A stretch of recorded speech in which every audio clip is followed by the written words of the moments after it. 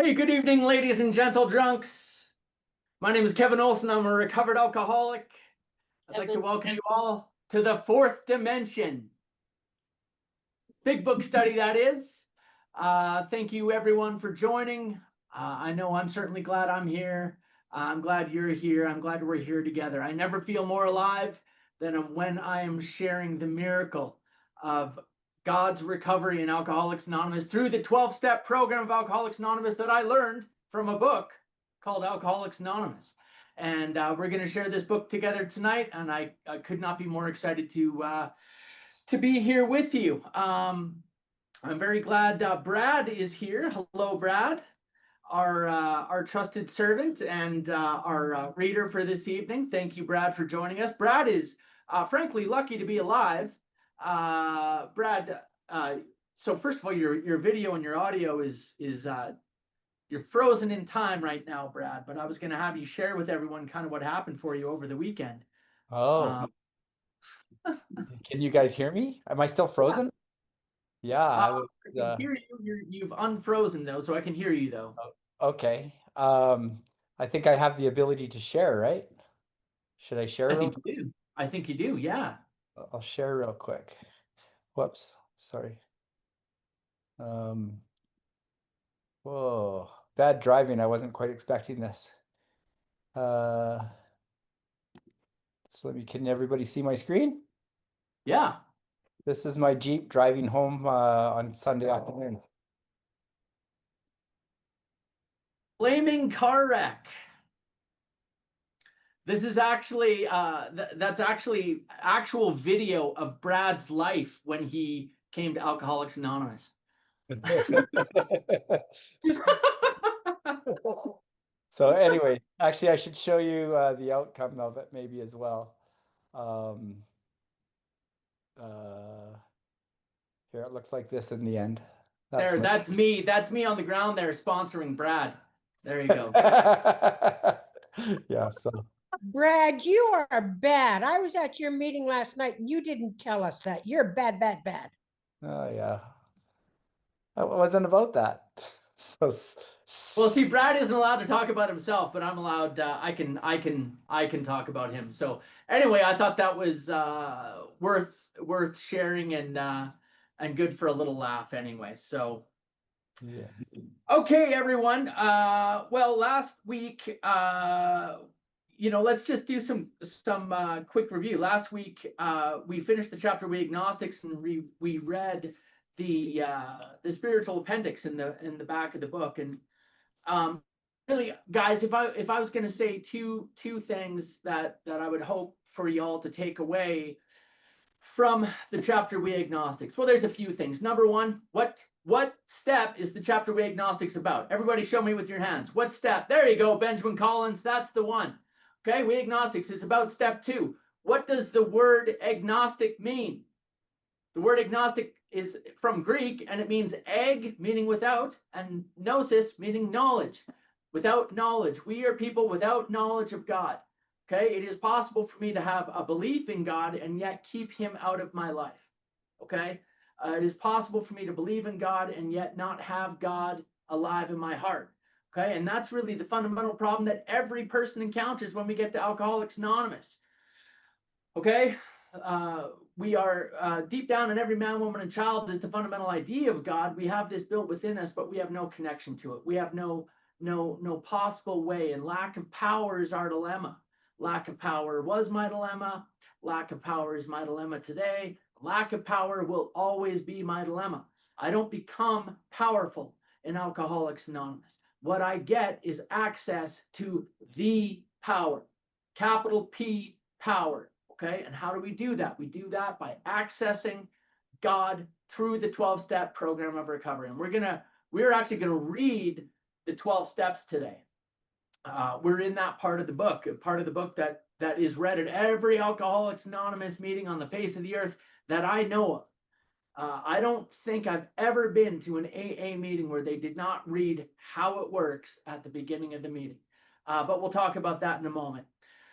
So when we talk about the chapter We Agnostics, it's about step 2, and it's about people who are without knowledge of God. okay, without knowledge. Now, for the sake of simplicity, when I work with sponsees, yes, I go through this chapter with them. One of the key things I want to point out, just in terms of a quick little refresher and a little pop quiz, if you sit down with a newcomer and you are trying to ascertain as to whether or not that newcomer is actually an alcoholic, what page do we start on? Everyone, page 44. Okay, the first paragraph in the chapter, We Agnostics. It asks those two questions. If when you honestly want to, you find you cannot quit entirely because of the mental obsession, or if when drinking, you have little control over the amount you take because of the physical allergy, you are probably alcoholic. If that be the case, you are suffering from an illness which only a spiritual experience will conquer. And that, guys, that's just classic Joe and Charlie, okay? If you've never listened to a Joe and Charlie Big Book study, like, run, do not walk to Spotify, YouTube, wherever it may be, and find a Joe and Charlie Big Book study and go through it. You will hear a lot of the same stuff you're hearing in this study. That Joe and Charlie provided the fundamental framework, the fundamental foundation for everything that you hear in this study. Okay, and that's one of the big things that they point out. Page 44. Okay, those two questions. Now, when I worked with sponsees, again, just to refresh, there's two, we call them step 2 propositions that we go through. Okay, one is on page 47. Okay, we needed to ask ourselves one short question. Do I now believe, or am I even willing to believe, there is a power greater than myself? That's the first question that we ask someone who's ready to take step 2. Okay, do you now believe, or are you even willing to believe that there is a power greater than yourself? Okay, think about how broad, we talk about the program being broad, roomy, all-inclusive, never exclusive. Okay, it's the broad highway.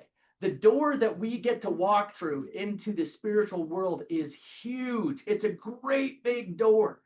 Okay, look how easy and flexible that question is. Do you now believe, or are you even willing to believe that there could be a power? Doesn't even ask us to believe in God. Just believing in something, a power, okay? That's question number 1. Do you now believe, or are you even willing to believe? As soon as a man says he does believe or he's willing to believe, we emphatically assure him he is on his way, okay? And you say that with a smile and a pat on the back of your sponsee, that we emphatically assure you, brother, you are on your way. On your way to what? On your way to the 4th dimension, baby. On your way to the 4th dimension of existence, a life of peace, usefulness, and happiness beyond which, we had not even dreamed. Guys, I'm a little distracted from my work day right now, as you can tell. Guys, let's pause. Let's go back. Let's kick off with the set aside prayer and make sure that we have everything as it should be. So, first of all, it just wouldn't be the 4th dimension Big Book study if I didn't do this. So, first of all, guys, let's start with a set aside prayer. Sing along if you know the words. God, please help me to set aside everything I think I know about you, about me, about my fellow man, about the 12 steps. And please allow me to gain a fresh new vision, perspective, and understanding of what you, what me, what my fellow man, and the 12 steps are all about. Amen. And now, as this is the 4th dimension Big Book study, I always like to read the 2 parts of our book that describe what the 4th dimension is. So first of all, on page 8, Bill Wilson writes that I was soon to be catapulted into what I like to call the 4th dimension of existence. I was to know happiness, peace, and usefulness in a way of life that is incredibly more wonderful as time passes. And then on page 25, Bill Wilson writes that we have found much of heaven and we have been rocketed into a 4th dimension of existence of which we had not even dreamed. So, as you all know, we're going to be catapulted. We're going to be rocketed. And for the sake of the tradition and custom of the 4th dimension Big Book study, but everyone who's willing to and has their video on, please put one hand up like this. And everybody please put another hand up like this. And everybody go, oh, yeah. Okay, thank you. for that reminder, guys. Thank you for that reminder. It just wouldn't be the fourth dimension. It just wouldn't be right for us to not do that. So that's the first question. Do I now believe, or am I even willing to believe there's a power greater than myself? As I've said, 99.8% of the time, in my experience with, I can safely say hundreds of people that I have taken through that question. 99.8% of the time, they say, yes, I can believe in something. Beautiful. It has been repeatedly proven among us upon this simple cornerstone, a wonderfully effective spiritual structure can be built. Yes, true. So what do you do for the 0.2% that are still in disbelief, not willing to believe? Well, what I like to say, and I've shared with you, I'll share it again. I ask them, do you believe, are you willing to believe that I believe in something? Do you believe that I believe in something? Can you believe that? And if they can say yes to that, we can start there. Okay. That is a belief that we can work with. On the other hand, guys, if they are not willing to believe anything, and they are what Bill Wilson would call the belligerent one, who is just refusing, contempt prior to investigation, no, my mind is snapped shut against such ideas, there is really very little we can do to get them through the rest of the steps. And it may be that they have to go out and get hurt some more until they are beaten into a state of reasonableness and driven to AA under the lash of alcoholism to become open-minded to such things. Okay. And I don't wish that for anyone, but that's what happened to me. Okay. I had to be beaten into a state of reasonableness by alcohol. My friend, Steve Lee likes to say, you know what, that's not entirely true. Steve Lee is not my friend. I just wanted to say, so you all would think a big time AA circuit speaker was my friend. That's not really true. The great AA speaker, Steve Lee, would say, see how I did that? That's good. I just caught myself. I was lying to you. He's not my friend. I've never even, I've seen him up on a podium. I've never really met him. Anyway, so there we are. Rigorous honesty, guys. He says, though, that we're like a great steak restaurant. Okay, we're a great steak restaurant. You come here and we've got great steak, but don't come here for tacos, man. We don't do tacos. We don't do sushi. We do one thing, and we do one thing extremely well, better than anywhere else in the world. And that is that we help alcoholics to have spiritual awakenings as a result of a certain set of actions. And the primary cornerstone of that is that I have to come to believe that there is something. Okay. And we start with that. So that's the first step to proposition. Steve, he also says the 12 suggestions that we have in AA, they're suggestions, but they're the only 12 suggestions we have. We don't have 12 other suggestions for you. This is it. And step 2 is the start of it. Okay. After we concede defeat in step 1, step 2 is the real jumping off point where we have to ask ourselves, do I now believe, or am I even willing to believe in something other than myself? Okay, and so the next question that we follow up with is on page 53. So this is the second step 2 proposition. When we became alcoholics, crushed by self-imposed crisis, we could not postpone or evade. We had to fearlessly face the proposition that God is either everything or else he is nothing. God either is or he isn't. What was our choice to be? Okay, what is my choice to be? And the way that I simplify that and reconcile that for alcoholics who are newly sober is simply to ask this question. The power that you say that you agree that you believe in the first question, that you're willing to believe in this power, is that power that you believe in more powerful than alcoholism, or is alcoholism more powerful than the power that you believe in? And without exception, every person I've ever asked that question to will say, of course, the power that I believe in is more powerful than alcoholism, to which I say, congratulations, you are done step 2. Okay? Those are the 2 things that are required. Number 1, I have to believe that there's a power. Number 2, I have to believe that that power is bigger than my problem. As I like to say, you guys have heard me say, I don't tell God how big my problems are. I tell my problems how big my God is. Okay? And one of the nice things in Alcoholics Anonymous is that it's God of our own understanding. If my God is not big enough, man, pick a bigger one. pick a big God. Okay.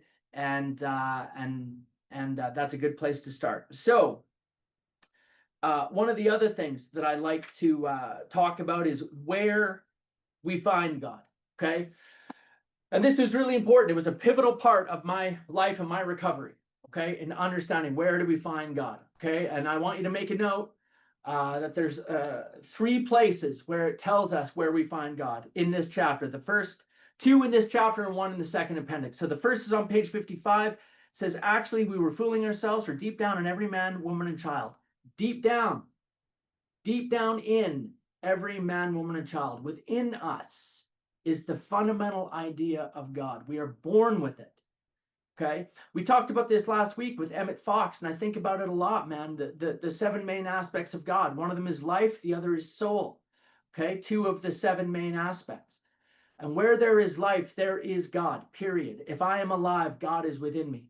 Okay. And it, people may agree or disagree with that and say, like, well, I agree with that. Okay. And then soul, what does soul mean? How is soul different than life? Soul is God's unique individual expression of himself through me. Okay. And so deep down, it is, I am born with this innate understanding of God deep down within. Okay. But it may be obscured by calamity, by pomp, by worship of other things. Calamity is like trauma in my life. Pomp is ego. Worship of other things. We worship a job, we worship money, we worship relationships, all of that type of stuff. Other things that we will worship that get between God and I. And it's a good question for me to ask myself. In what ways are pomp, calamity, and worship of other things cutting me off from God today? Forget about when I was a newcomer. You think I've overcome pomp, calamity, and worship of other things? Not at all. Okay. And this is why I need to continually be cleaning house all the time. Okay. And we'll talk more about that when we get to step 4 and ultimately to step 10. So deep down with every man, woman, and child is the fundamental idea of God. Now, on page 55, again, midway through the 3rd paragraph, it says, sometimes we had to search fearlessly, but he was there. He was as much a fact as we were. We found the great reality, capital G, capital R, great reality deep down within us. In the last analysis, it is only there that he may be found. It was so with us. So deep down in every man, woman, and child, fundamental idea of God. We found the great reality deep down within us. And now just to finish the thought, if we go to page 569, 569, appendix 2, spiritual appendix, or spiritual experience rather. Okay. And again, this part of the book was not included in the first edition. Okay. This did not come until later.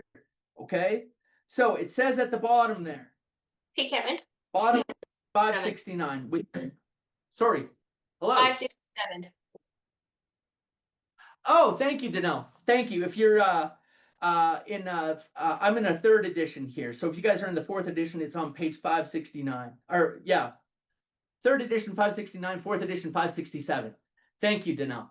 At the bottom of that page, it says, with few exceptions, our members find that they have tapped an unsuspected inner resource. Inner, okay, which they presently identify with their own conception of a power greater than themselves. Okay, it says we have tapped this inner resource. How do we tap into this inner resource? Okay, and the way to do that, of course, is through the 12 steps, 12 spiritual actions that I can take, 12 spiritual actions that I can do to get me connected to this power. Okay, and what else do I want to say about that? One of the mistakes I made in Alcoholics Anonymous for a long time is thinking that I needed to have the spiritual experience in steps 2 and 3. I thought that the spiritual experience happened in steps 2 and 3, and that I became this spiritual holy person and then I could go ahead with the rest of the steps. And that is not accurate. Okay, that was totally wrong. In step 2 and 3, step 2 in particular, all I'm saying is that I believe that there is something. It doesn't mean that I have arrived there yet. Okay, and we're going to talk about step 3 today a little bit. We're going to get started into it. Making a decision. Okay, making a decision that I want to have this thing is not the same as having the experience. Okay, if I make a decision that I'm going to go to Las Vegas, does that mean I'm in Las Vegas? Not at all. All I've done is make that decision. Nothing has happened yet. Okay, but faith in and of itself, belief in something, has to be the beginning. It has to be the start for where we're at. Okay, no matter how small, our book describes it as a flimsy reed. Okay, I get it. Okay, I understand, and just having this little bit of hope, this little bit of belief, this little bit of faith that there could be something. I understand. I promise you, it will grow from there. If I continue to take these actions and do this work, I often talk about in AA, we need to keep the fire burning. Come to primary purpose group on Saturday night at the speaker meeting and help us keep the fire burning. Okay, what do I mean by that? What I mean is like what started as like a little spark, a little ember in my hand, just a little bit of smoke of belief in God. Slowly we start to stoke that fire and stoke that fire and stoke that fire until we've got a massive burning bonfire. Okay, and we can come and get our fire lit there. Okay, and for those of you who are in the dark and in the cold and feeling separated from, I promise you, man, we will keep the fire burning for you. Okay, and that's our job, is to chop wood and keep that fire stoked, man. Okay, that's our job in Alcoholics Anonymous now. So okay, we are now going to go to page 58, having finished step 2. And where we're at really right now, guys, is kind of we're not at step 3 yet. We're not on step 2 anymore, but we're not on step 3 yet. We're in this kind of in-between phase in the book. Okay, and it'll tell us when we get to step 3. But Bill Wilson's is a pretty square dealer. Okay, and so he's going to do something very fair. And I think it's only right that he do this. He is going to lay out for us the entire program, all 12 steps, such as they are, before asking us to make a decision if we want to do it or not. Okay, and that's the purpose of what we refer to as how it works in AA. Okay, the purpose of how it works is to lay out the entire spiritual program of action for our inspection before we are asked to make this decision to move ahead with it or not. Okay, and that's where we're at in the book right now. Now, I've heard many stories about how it came to be that this chapter is read at virtually every Alcoholics Anonymous meeting I've ever been to. Now, we got people from all over the world right now, and I love it. It's my favorite thing on the planet to have all you guys joining us. But let me ask, has anyone here ever been to an AA meeting where they did not read how it works at the beginning of the meeting?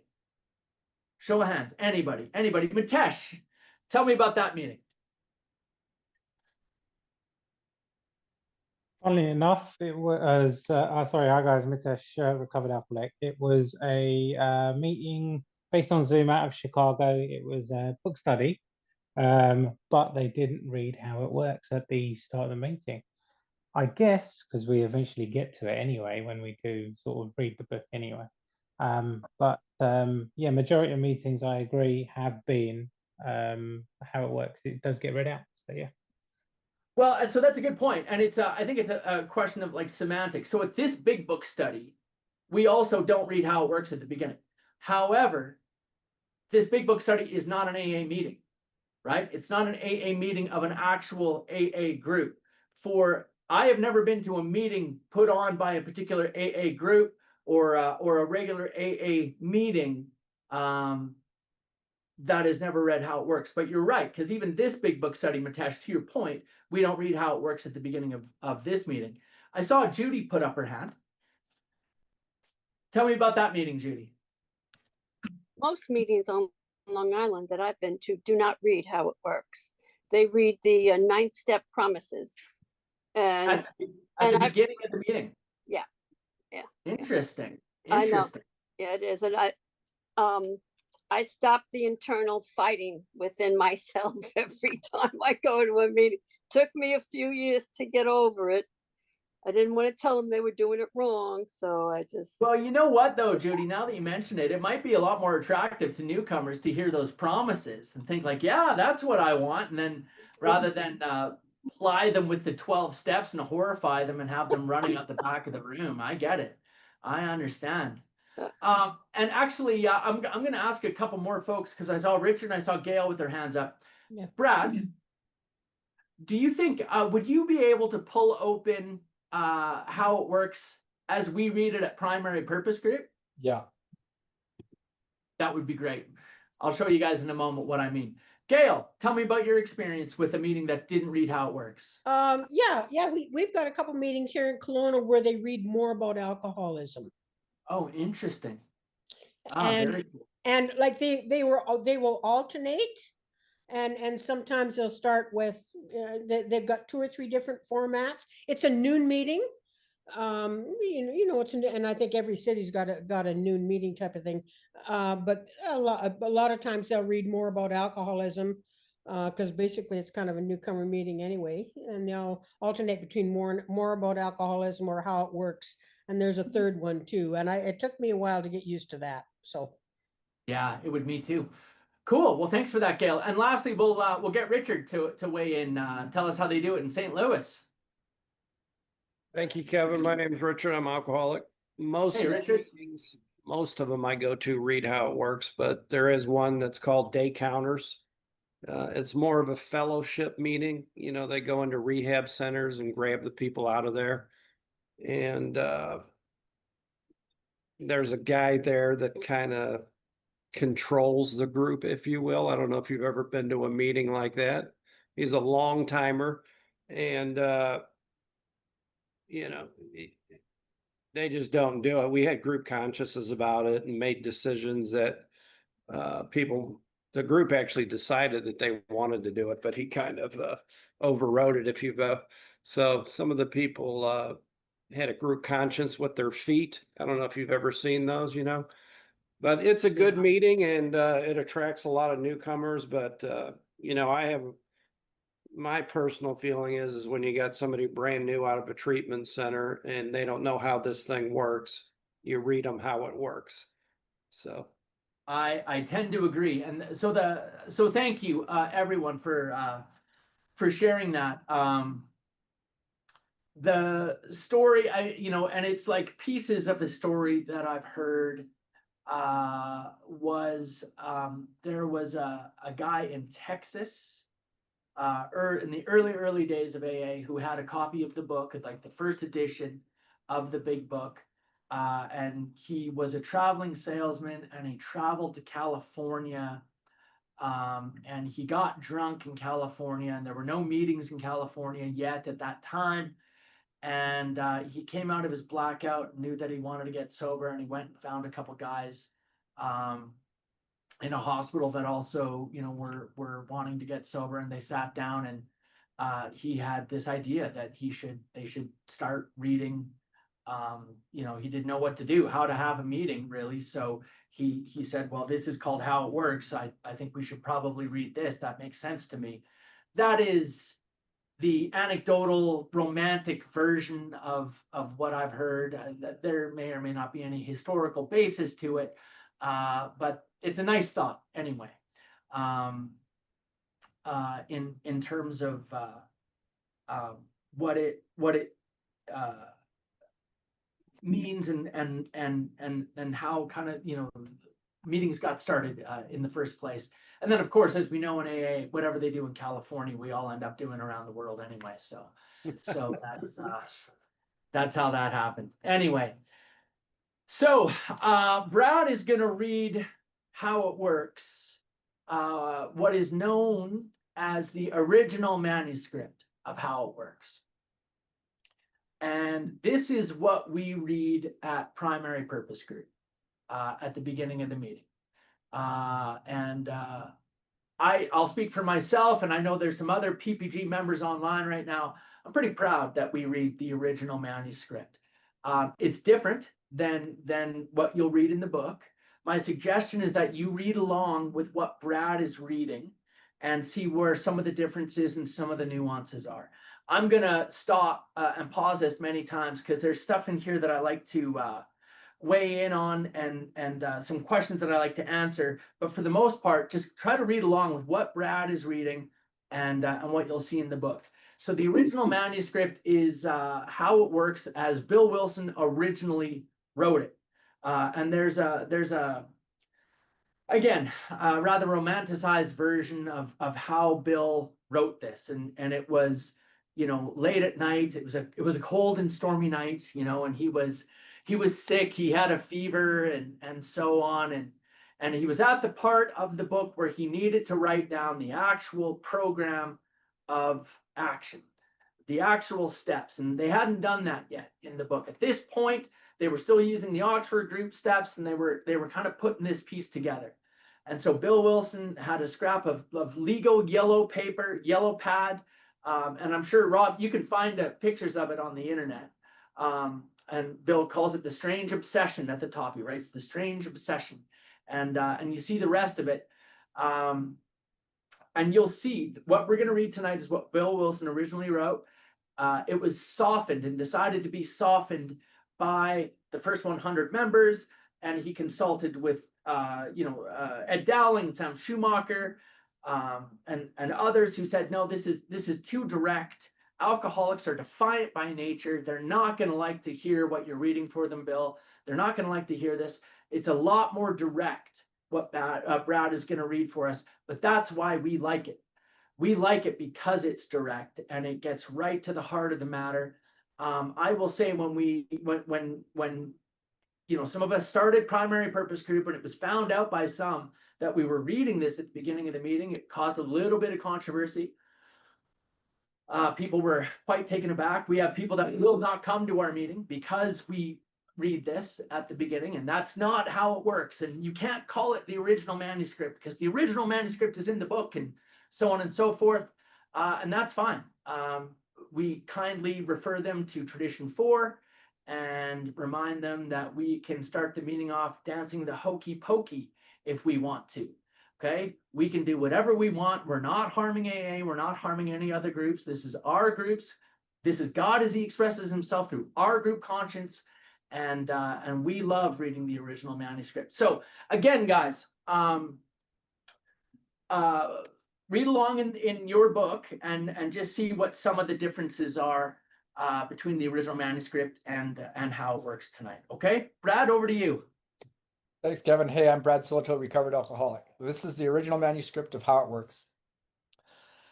How it works. Rarely have we seen a person fail who has thoroughly followed our directions. Those who do not recover are people who cannot or will not completely give themselves to a simple program, usually men and women who are constitutionally incapable of being honest with themselves.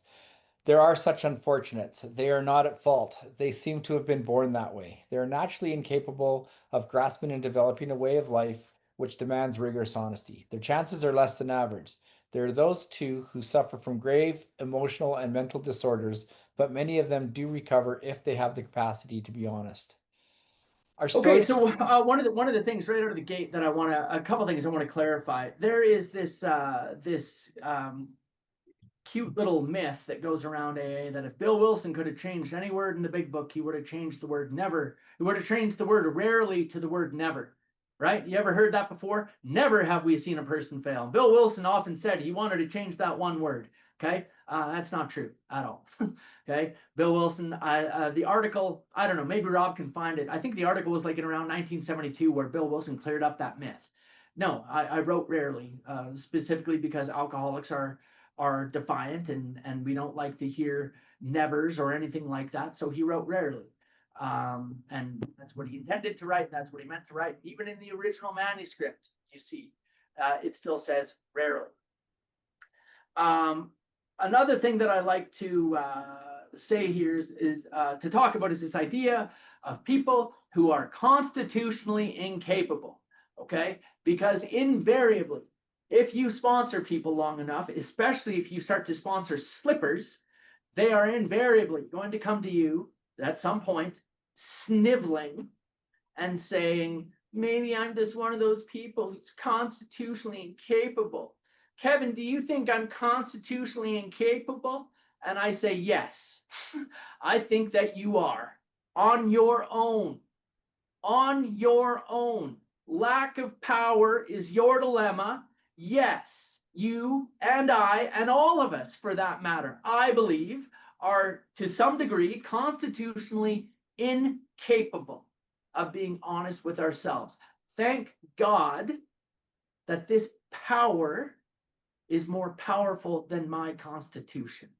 And this power, the great truth, capital G, capital T, can restore me to a life of honesty. Okay? But on my own, constitutionally incapable, probably. Yeah, I absolutely was. And little by little, by turning my life over to the care and the actions and directions of a sponsor, to the actions and directions of Alcoholics Anonymous, and to the power of God, that power is more powerful than my constitution. Okay?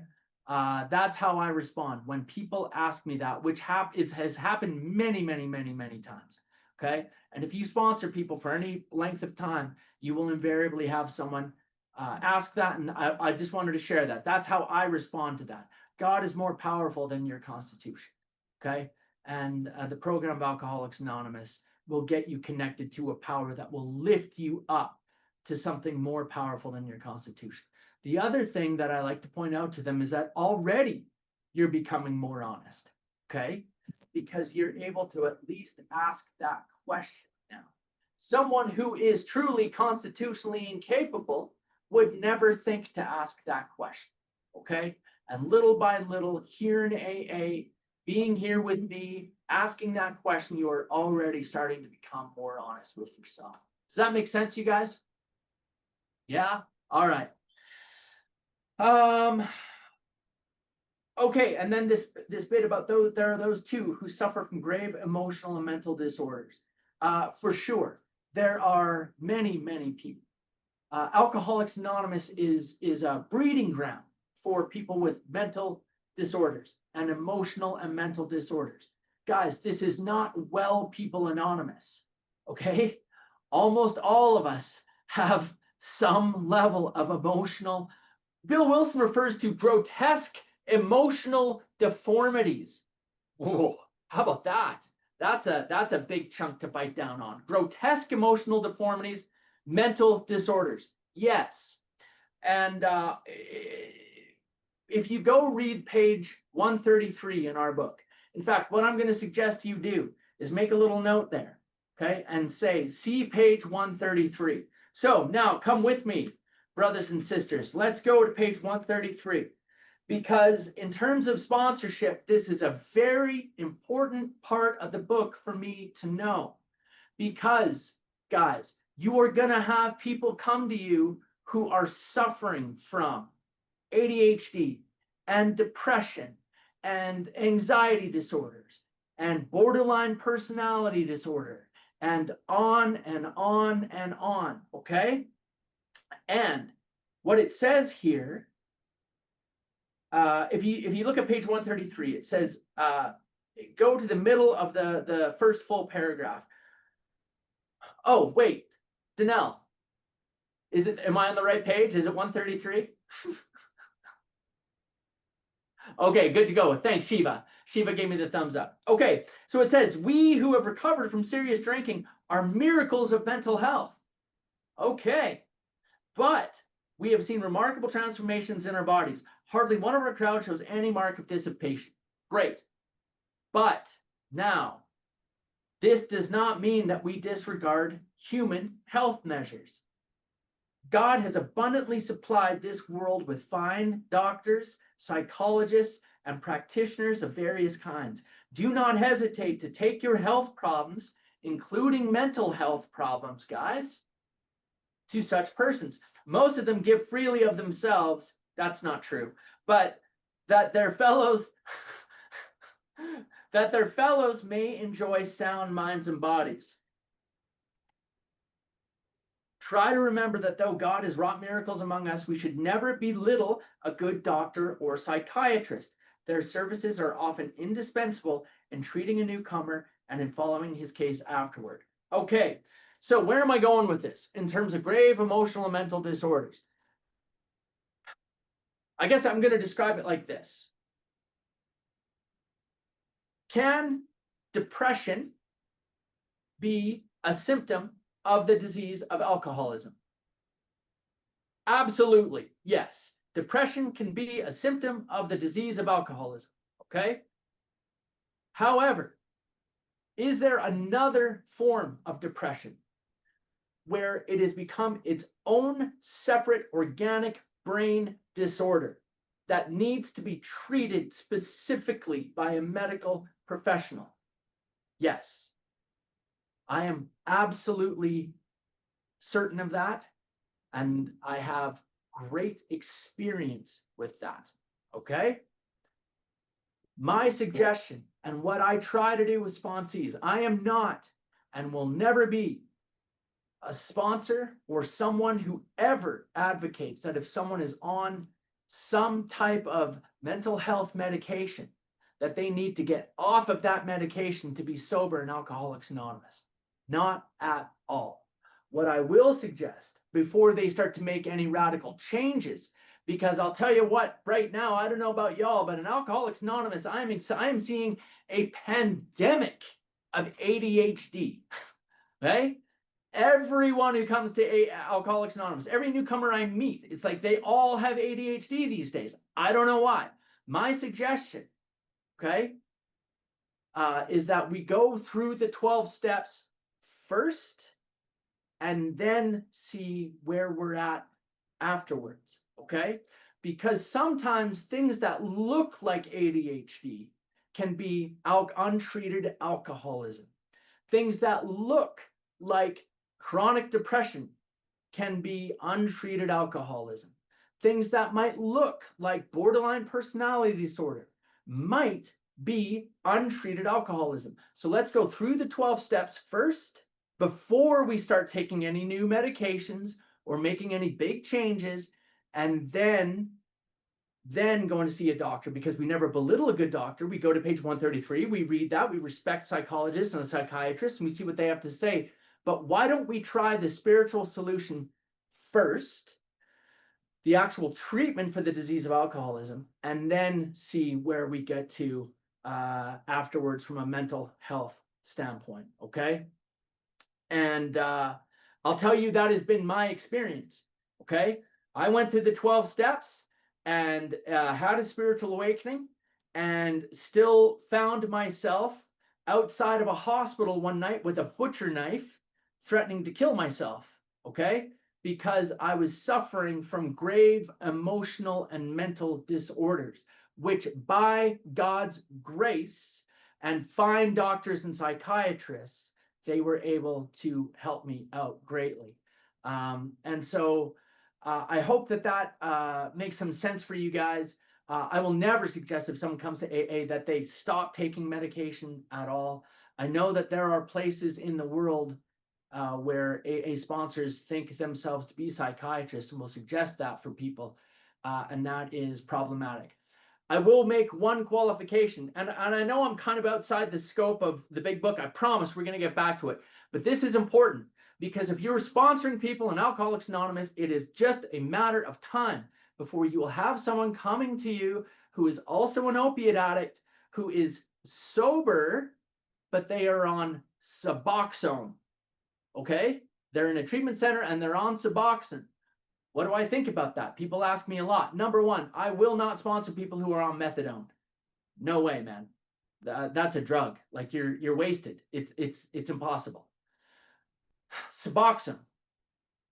I will sponsor people who are on Suboxone if my sponsee and I can agree that we are going to come up with a plan with their doctor's endorsement on how they are going to come down off of Suboxone to a place of not being on any Suboxone anymore.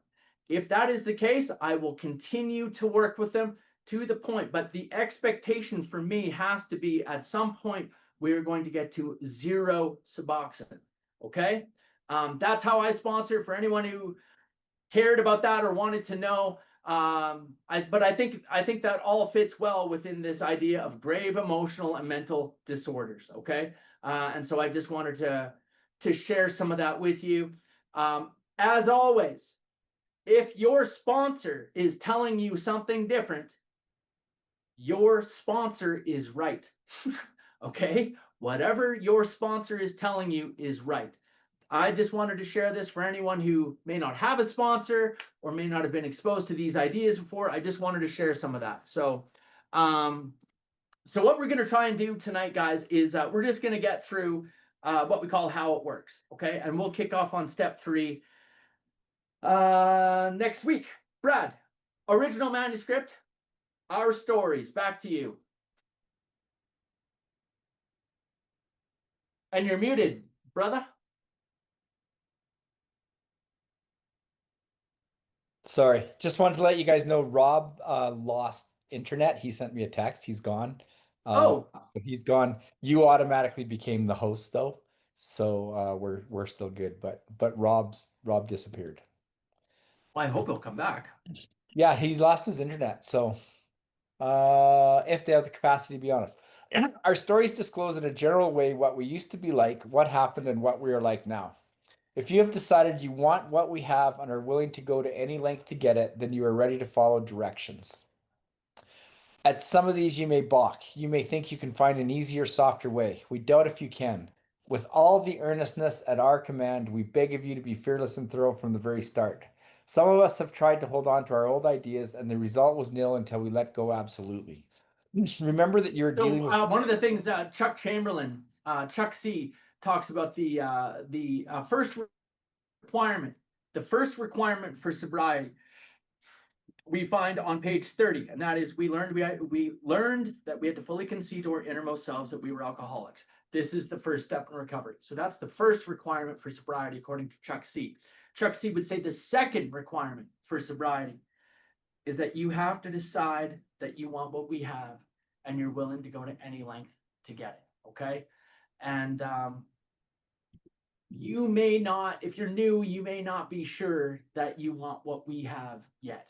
Okay. You may not even know what it is that we have. And that's, the purpose of this book and the purpose of this study and the purpose of meetings and fellowship is to hopefully show you what we have. Okay. Page 8, page 25, that description of the fourth dimension, a life of peace, usefulness, and happiness of which we had not even dreamed. That's a pretty good description of what we have. But if you're new and you don't know if you want what we have, but you are absolutely certain that you no longer want what you have, okay, we can help you, and we are here. We're here all the way, man. Okay. So I just wanted to share that. And if you've decided, then you are ready to take certain steps. Okay. And this is where we're at in the book. Bill Wilson is going to lay out for us what these steps are prior to asking us to make a decision to go ahead and do them. Brad, back to you. At some of these you may balk. You may think you can find an easier, softer way. We doubt if you can. With all the earnestness at our command, we beg of you to be fearless and thorough from the very start. Some of us have tried to hold on to our old ideas, and the result was nil until we let go absolutely. Remember that you're dealing with alcohol, cunning, baffling, powerful. Without help, it is too much for you. But there is one who has all power. That one is God. You must find him now. Half measures will avail you nothing. You stand at the turning point. Throw yourself under his protection and care with complete abandon. Now we think you can take it. Here are the steps we took, which are suggested as your program of recovery. Okay, so this is the first place where we're going to see all 12 steps written out. I'm going to have Brad read through step 1, and then I want to share something that I learned from my grand sponsor, Clancy Immisland. He didn't teach it to me directly. I heard him talk about it on our tape, and I've never forgotten it in terms of step 1. Brad? 1, admitted we are powerless over alcohol, that our lives had become unmanageable. We've talked many times about how for a person like me, you take alcohol away from me, I don't get better. I get worse. Okay? You take alcohol away from me, I become physically sober and mentally nuts. Okay? And we become restless, irritable, and discontent. Well, how does that express itself in the actual physical step 1? It has everything to do with that dash. Okay? And I didn't even notice there was a dash in step 1 until Clancy pointed it out. But here's the deal. If it said, we admitted we were powerless over alcohol, comma, that our lives have become unmanageable, in the English language, that means that whatever follows after the comma is directly related to the first part of the statement. Therefore, stop drinking, life becomes manageable. Okay? That's not what it says. There is no comma there. There is a dash, a great big dash. And in the English language, when there is a dash, it's almost like a period. Now, Clancy was a copywriter for advertising agencies, very famous doing that. And he knows about punctuation. Okay? That dash means end of first thought, beginning of new thought. Okay? Which means that my life is unmanageable when I'm drinking, and my life is unmanageable when I am sober. Okay? The unmanageability that we are talking about is not the lost jobs and the wrecked cars and the broken windows and so on and so forth. We're not talking about situations. The unmanageability of alcoholism is the way that I think, and it's the way that I feel. Okay? And the way that I think and the way that I feel is not remedied by alcohol, nor is it remedied by sobriety. Okay? So, the idea that our lives have become unmanageable, it's important for me to understand, as we've talked about a lot, but I just want you to see that this is encapsulated right in the step itself. My life is unmanageable when I'm drinking, and my life is unmanageable when I'm sober. Bob D, famous AA speaker, says alcoholism is a disease that begins when I stop drinking. And in a way, you could think about that dash as being when I try to get sober. Okay?